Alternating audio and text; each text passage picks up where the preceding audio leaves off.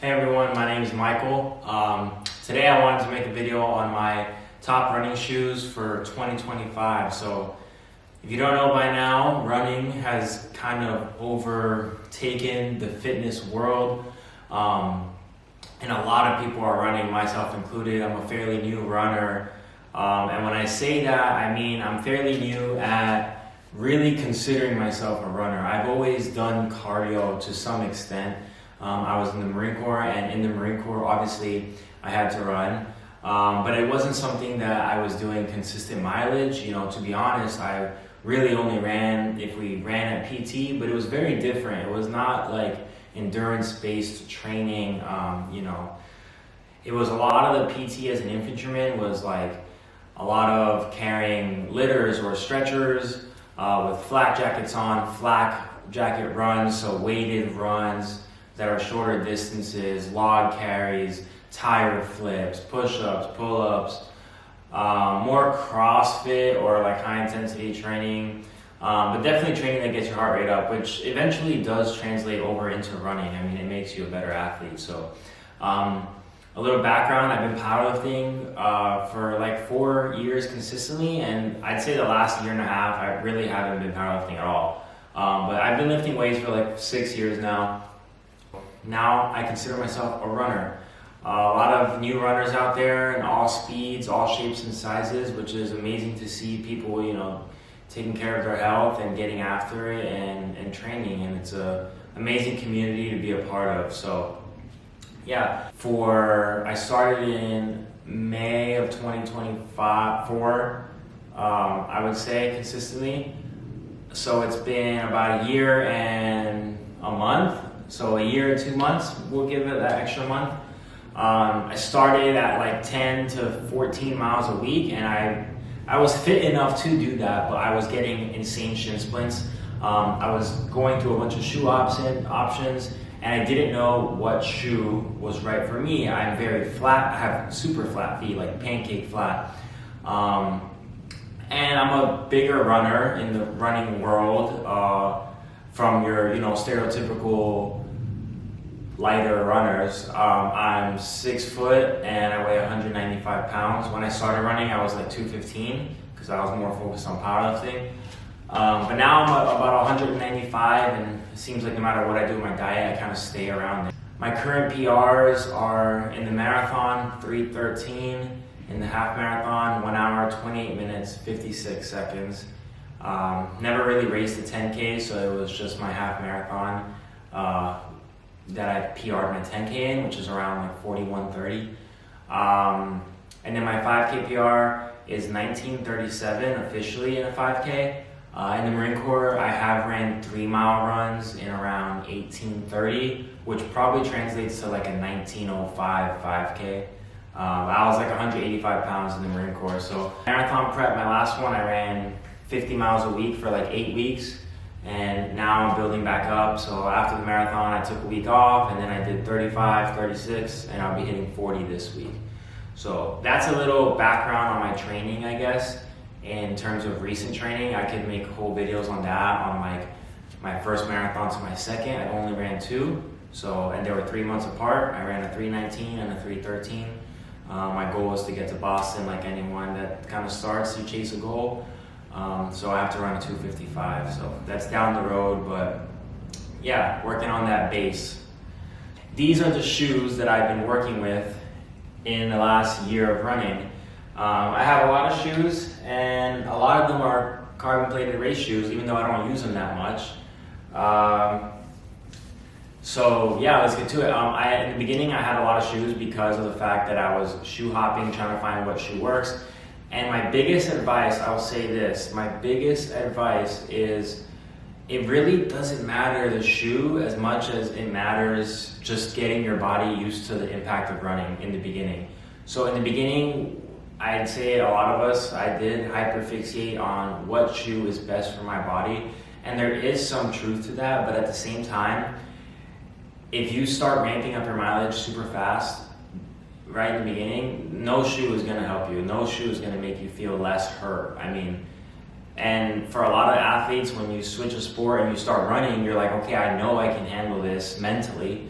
and I know I can run, but your body can't. I mean, you haven't been doing that movement. If you're strong enough to do one movement and then you do a different movement and take your strength and put it into that movement, you're gonna get hurt. I mean, you're strong enough to do it, but everything kind of has to catch up. You haven't been training those muscles to take that repetitive beating. So it's the same thing with running. I mean, you shouldn't be ramping up to 30 miles a week if you just start running. Really gotta take it slow. So that was something that took me time. I had to just get used to running. The New Balance 1080 V13 Foam X, I think that's the full name.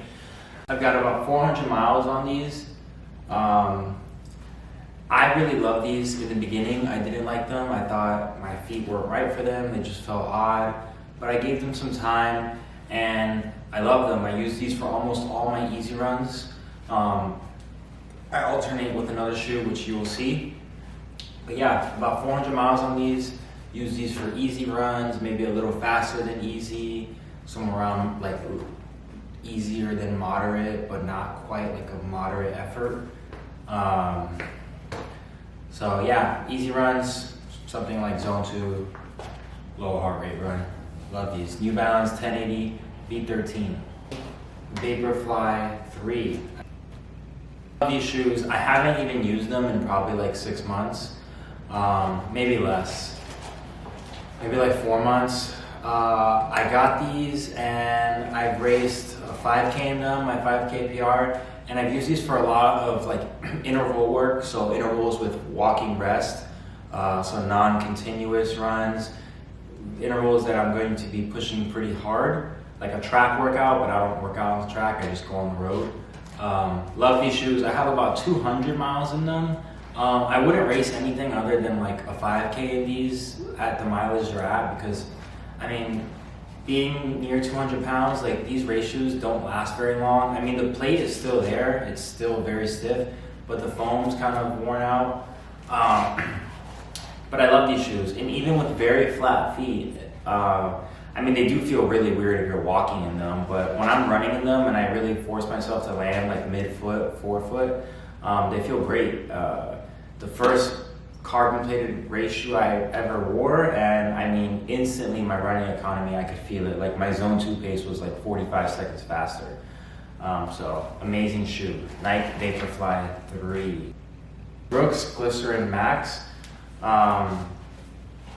Love these shoes, absolutely love them. I also have like 390 miles on these, almost 400 miles. Easy runs, moderate, aerobic, so like zone 3 runs, zone 2 runs. Love these shoes. I mean, the running economy is great, the foam is great. They're a little heavier, like bulkier, but they feel amazing. I mean, for wide feet, I'd say these feel amazing. Like, I love them. I don't have any issues with the way they fit. I love these shoes. Couldn't go wrong with these. Will definitely have these in my lineup until, you know, further notice. I love these shoes. I've only had them for maybe 6 months.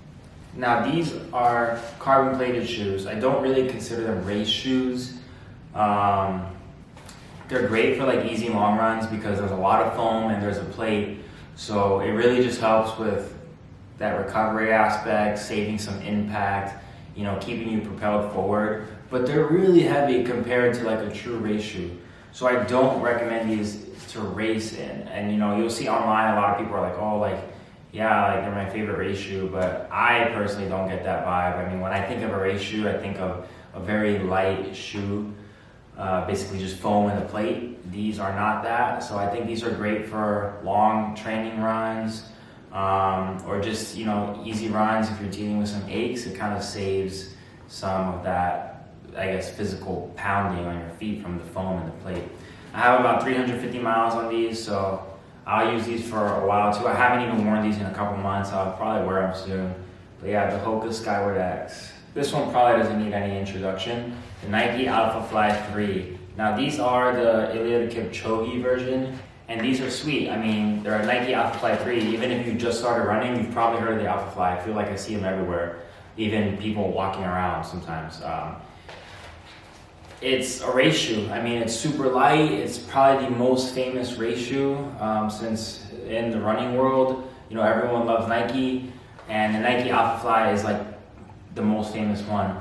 I will say there's a lot of like, for me being heavier, 200 pounds, I only have like 160 miles on these or less, and the foam is pretty wrecked. I mean, this makes me, like, I have really flat feet, so I land on like the outside. I'm a really big overpronator, my ankles roll inward, so I land on the outside of my foot a lot. So the outside edge of my shoes get worn down really fast, and the Alphafly foam is, I mean, not the best, but it's not meant for really durability. This was my second ever carbon plated shoe, the Nike Alphafly 3, coming straight from the Vaporfly. I knew I wanted something with more cushion, maybe a little wider, and the Nike Alphafly 3 did that for me. The Alphafly 3 is definitely more wide foot friendly than the Vaporfly 3.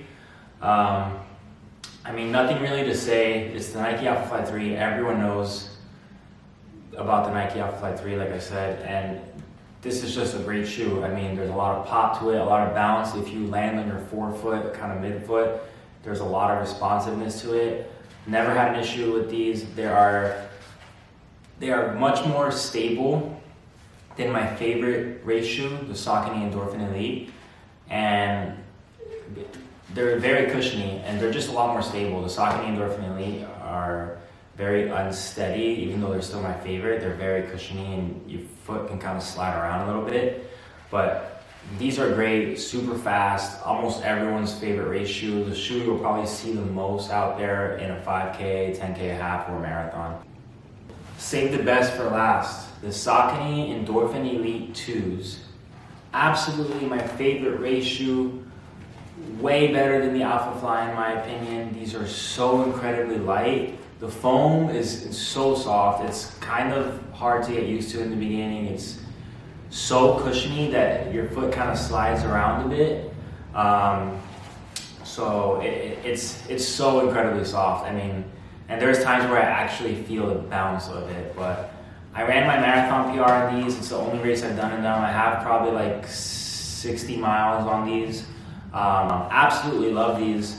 I can't wait to race in them again. I don't know, I'll probably race with them in the next two halves and the full. We'll see. My favorite race shoe.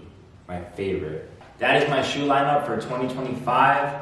I don't have any plans to get any shoes anytime soon, just kind of using what I got.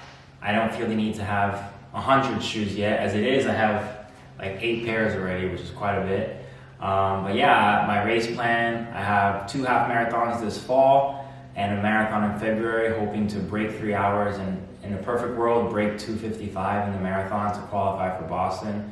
I have my work cut out for me for sure, but hopefully we can build up to 60 miles a week soon and hold that mileage so that we can, continue to increase fitness. If you have any questions about any specific shoe, leave them down in the comments. I would love to answer, and any video ideas or things you want to see, just leave them down in the comments.